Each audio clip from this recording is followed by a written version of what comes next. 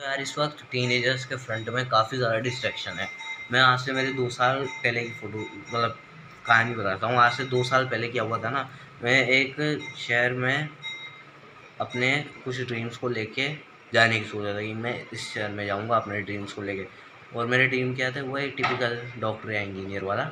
And मैंने सोचा था कि मैं इस ड्रीम को लेके जाऊँ एंड डॉक्टर इंजीनियर बनूँगा। एंड फिर मैंने सोचा कि इसके ऊपर थोड़ी सी रिसर्च करते हैं। एंड मैं रिसर्च करता गया एंड मैं वो इस ट्रैप में फँस गया जिसमें कोई आता है वो रैंक टॉप 10 रैंक आई थी, वो आता है एंड कहता है ये आसान हुआ, ये हुआ, वो हुआ। एंड मैं सोच लगा कि भाई कुछ भी नहीं, बहुत आसान है ये तो। एंड देन जब मैंने उसका कॉम्पिटिशन लेवल देखा ना, मैंने देखा कि मेरे आसपास मैंने लोगों से पूछा ना, तब पता चला कि लोग बहुत ज़्यादा पढ़ के भी उसमें सिलेक्ट नहीं हो पा रहे हैं। देन मैं कैसे होऊंगा सिलेक्ट? फिर मेरे को ये चीज़ का पता चला। फिर मेरे को थोड़े खुद पे लगा कि मैं सही तो रास्ता दे रहा हूँ ना। मेरे को खुद पे सेल्फ डाउट हुआ।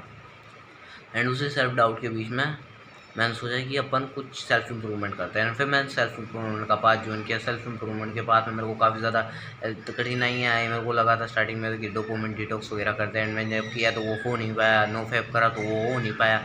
फिर धीरे धीरे मैंने इन सब चीज़ों को आदत डाली एंड धीरे धीरे करके मेरे को एक कंक्लूजन में पहुँचा कि अगर किसी को सक्सेसफुल बनना है या फिर किसी को अगर डोपामिन डिटॉक्स करना है या फिर जो भी अपनी बैड हैबिट है उसको काटना है, तो फिर एक काम करना है कि जो भी तुम्हारी बैड हैबिट है ना, मान लो तुम रील्स देखते हो 15-15 सेकंड की, तो 30-30 सेकंड की रील देखो, कम एडिटिंग वाली रील देखो एंड ऐसे कम कम कम करते जाओ।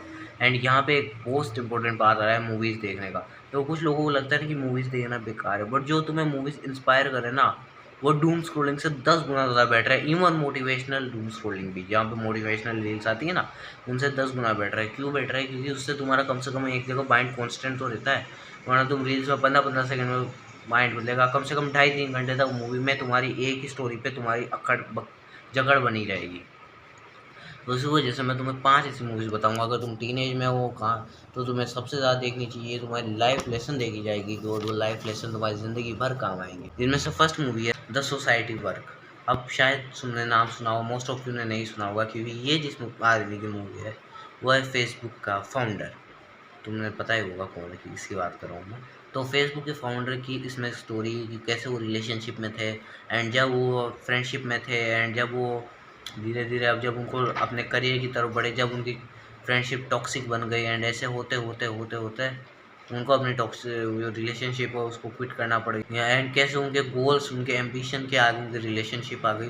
तो इससे तुम्हें जो टीनेज रिलेशनशिप को बहुत सारे लोगों के ऊपर डाउट बनता है, उसका आंसर मिल जाएगा तुम्हें। Social work, the social work देख लेना।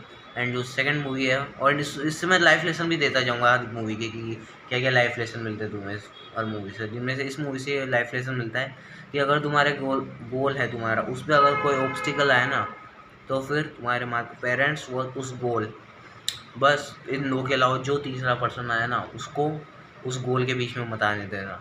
तुम्हें सोचना है कि इस पर्सन को हटाना मेरा गोल है, हटाने से मेरा मतलब उससे दूर हो जाना है। अब तुम हटाने से गलत मतलब मत निकालना ना, फिर हटाना मेरा गोल है। फिर जैसे ही हटेगा मैं एक अच्छा आदमी बन जाऊँगा या फिर मैं अपने गोल की तरफ आ जाऊँगा तत्पर। एंड उसको तो मैं इस चीज़ से काफ़ी ज़्यादा सीखने को मिलता है। दूसरी हमारी जो मूवी है उसका नाम है उड़ान। देखो उड़ान बेच भी आता है, बट मैं उड़ान मूवी की बात कर रहा हूँ। उसमें क्या है ना, ये बहुत अंडररेटेड मूवी है। इस लिस्ट की सबसे ज़्यादा अंडररेटेड मूवी ही यही है। इसमें एक toxic father and toxic toxic नहीं कहेंगे, जो जो पेरेंट्स वो उनके बेटे के बीच की जो रिलेशनशिप थी ना, वो टॉक्सिक थी। माता पिता का जो रिश्ता था वो टॉक्सिक था थोड़ा, जिसमें फादर भी टॉक्सिक थे एंड फिर उनकी रिलेशनशिप काफ़ी ज़्यादा टॉक्सिक थी। एंड इसमें फिर भी उसके फादर जो हीरो था, उसके फादर जो हीरो भी नहीं कह सकते, जो इसमें जिस व्यक्ति की कहानी है उसके जो फादर थे उस पर बार बार प्रेशर बनाए थे कि तेरे को ये करना है, यही करना है, बट उसके कुछ और ड्रीम्स थे तुमने। फिर उसने अपने फादर के की बात सुनी और सब भी किया। एंड इस मूवी से तुम्हें वो काफ़ी अच्छे से सीखने को मिलेगा। एंड इस मूवी से हमें यही मूल शिक्षा मिलती है कि अगर तुम्हारे जो एनवायरनमेंट है, जहाँ पे तुम्हारे जो हालात है इस वक्त को तुम्हारे फ्यूचर को डिसाइड नहीं करते कि तुम कहाँ पे होगे। अगर तुम अमीर हो तो तुम गरीब बन सकते हो, तुम गरीब हो तो अमीर बन सकते हो। वहाँ जहाँ पे थोड़ी बहुत अपॉर्चुनिटी मिलती है, बट वो अपॉर्चुनिटीज़ अगर तुमने ज़्यादा मेहनत कर ली तो उनको तुम और ज़्यादा बढ़ा सकते हो। तो ये हमें इससे एक लाइफ लेसन। अक्टूबर स्काई, देखो अक्टूबर स्काई में क्या होता है ना, एक छोटे से लड़के की कहानी, असली लाइफ की कहानी, जो कि बड़ा होकर नासा में चला जाता है, नासा में स्मॉल टाउन। एंड उसके जो पेरेंट्स थे ना, वो उसने उसको सपोर्ट नहीं किया था कि हमारा बेटा एस्ट्रोनॉट या रिसर्च साइंटिस्ट बनेगा। इन चीज़ों को उसके पापा ने सपोर्ट नहीं किया था, उनके पेरेंट्स ने। फिर भी उसने हार नहीं मानी एंड स्मॉल विन्स, छोटी छोटी जीतें करता गया। छोटे छोटे बातों में अपने पापा को दिखाया कि पापा देखो मैं अंदर पोटेंशियल है। एंड छोटी छोटी जीतों से उसने बड़ी जीत यानी नासा तक पहुंच गया। ये इस मूवी में दिखाया गया है। एंड इससे हमें ये शिक्षा मिलती है कि स्मॉल विन्स बिग रिजल्ट।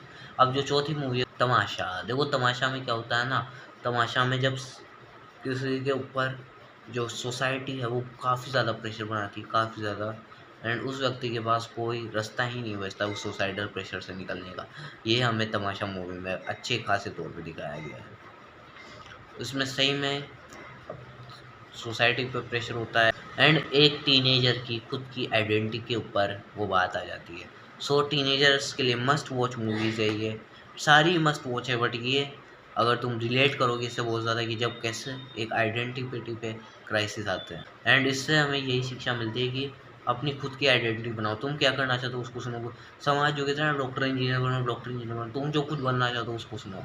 समाज की भी बात मानो, तो समाज की बात नहीं मानोगे, तुम्हारे पेरेंट्स की बात नहीं मानोगे, वो घर से निकाल देंगे, फिर कहाँ पे करोगे। सो पहले रिसर्चेस गेन करो, रिसोर्सेज गेन करो, फिर उसके बाद जो तुम्हें यूटिलाइजेशन करनी है, जो तुम्हें बड़ा ड्रीम है उसकी तरफ काम करो।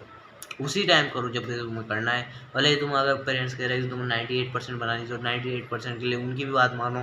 भले ही तुम्हें 4 घंटे पढ़ 5-4 घंटे पढ़ना पड़ता है 98% बनाने के लिए, तुम 6 घंटे 4 घंटे पढ़ के 6 घंटे यानी कि 2 घंटे एक्स्ट्रा काम करो, पर अपनी खुद के लिए भी करो, उनके लिए भी करो, ताकि तुम दोनों खुश रहो।